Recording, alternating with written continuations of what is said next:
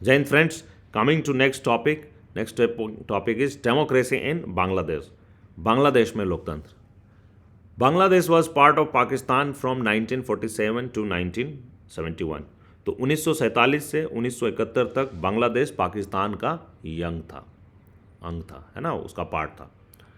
It consisted of the partitioned areas of Bengal and Assam from British India. तो अंग्रेजी राज के समय के बंगाल और आसाम के विभाजित हिस्सों से पूर्वी पाकिस्तान का यह क्षेत्र बना था. The people of these region presented the domination of western Pakistan and the imposition of the Urdu language.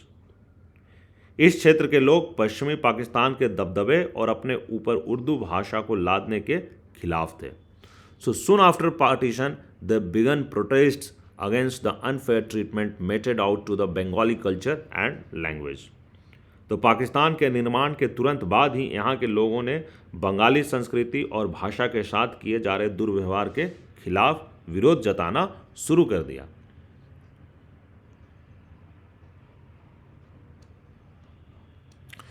They also demanded fair representation in administration and a fair share in political power. तो उन्होंने इस क्षेत्र की जनता ने प्रशासन में अपने न्यायोचित प्रतिनिधित्व तथा राजनीतिक सत्ता में समुचित हिस्सेदारी की मांग भी उठाई. Sheikh Mujibur Rahman led the popular struggle against the West Pakistan domination. तो पश्चिमी पाकिस्तान के प्रभुत्व के खिलाफ जन संघर्ष का नेतृत्व शेख मुजीबुर रहमान ने किया. He demanded autonomy for the eastern region. उन्होंने पूर्वी क्षेत्र के लिए स्वायत्तता की मांग की. In the 1970 elections in then Pakistan, the Awami League led by Sheikh Mujib won all the seats in East Pakistan and secured a majority in the proposed constituent assembly for the whole of Pakistan. तो शेख मुजीबुर रहमान के नेतृत्व वाली party जो थी अवामी लीग को 1970 के चुनाव में पूर्वी पाकिस्तान की सारी सीटों पर विजय मिली. अवामी लीग को संपूर्ण पाकिस्तान के लिए प्रस्तावित संविधान सभा में बहुमत हासिल हो गया, है ना. अवामी लीग को सिक्योर्ड मेजोरिटी, अवामी लीग जो है secured majority in the proposed assembly for the whole of Pakistan, वहाँ के लिए उसको बहुमत मिल गया क्योंकि ये पूरा ईस्ट पाकिस्तान जो एरिया था यहाँ की सारी सीटें जीत गई थी. But the government dominated by the west Pakistani leadership refuse to convene the assembly. लेकिन सरकार पर पश्चिमी पाकिस्तान के नेताओं का दबदबा था और सरकार ने इस सभा को आहूत करने से इनकार कर दिया. Sheikh Mujib was arrested. शेख मुजीब को गिरफ्तार कर लिया गया. Under the military rule of general Yahya Khan, the Pakistani army tried to suppress the mass movement of the Bengali people. General Yahya Khan के सैनिक शासन में पाकिस्तानी सेना ने बंगाली जनता के आंदोलन को कुचलने की कोशिश की. Thousands were killed by the Pakistani army. हजारों लोग पाकिस्तानी सेना के हाथों मारे गए. This led to large scale migration into India, creating a huge refugee problem for India. इस वजह से पूर्वी पाकिस्तान से बड़ी संख्या में लोग भारत पलायन कर गए और भारत के सामने इन शरणार्थियों को संभालने की समस्या आन खड़ी हुई.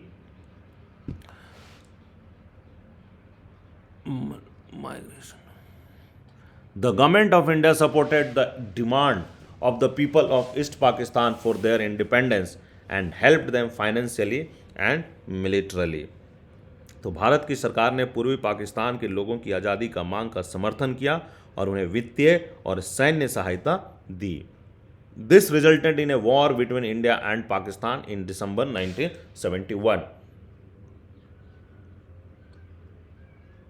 That ended in the surrender of the Pakistan forces in East Pakistan and formation of Bangladesh as an independent country.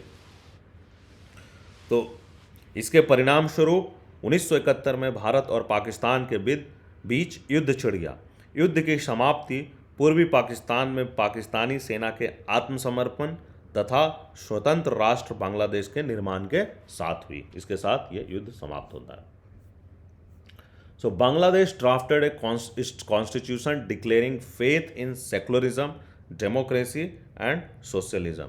तो बांग्लादेश ने अपना संविधान बनाकर उसमें अपने को एक धर्मनिरपेक्ष, लोकतांत्रिक तथा समाजवादी देश घोषित किया।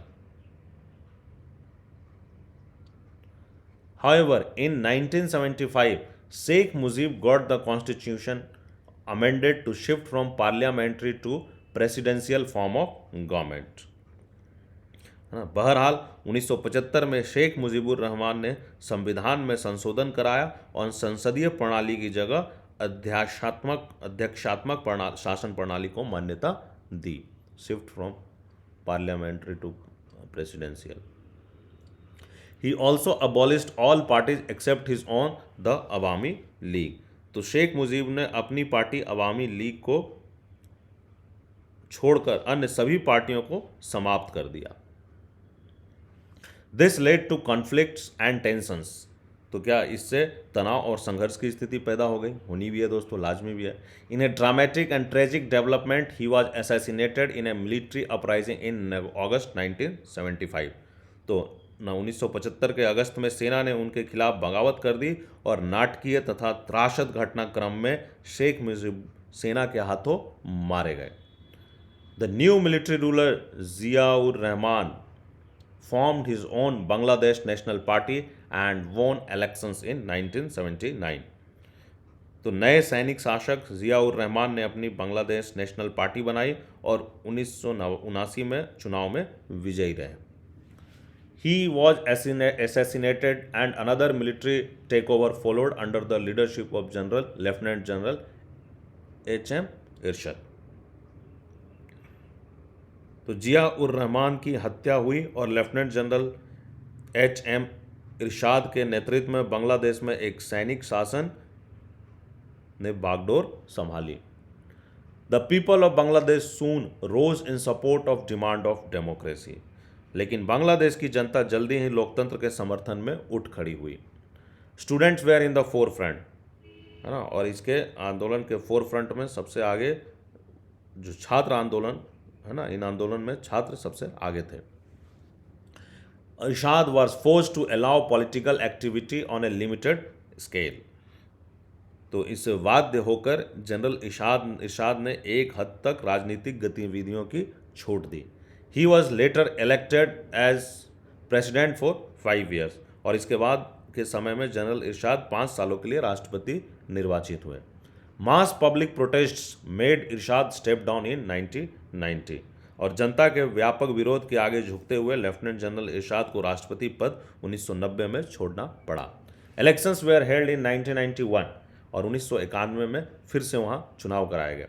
Since then representative democracy based on multi party election has been working in Bangladesh. और इसके बाद से बांग्लादेश में बहुदलीय चुनाव पर आधारित प्रतिनिधि मूलक लोकतंत्र कायम है। लेकिन अभी रिसेंट दोस्तों वहाँ की प्राइम मिनिस्टर शेख हसीना को हटाकर फिर से एक मिलिट्री कू जैसा सिचुएशन हो गया है। वो इस बुक में नहीं है, बट अभी जो लेटेस्ट है स्थिति ऐसी बनी हुई है दोस्तों। तो यह टॉपिक भी यहाँ समाप्त हो जाता है भाई।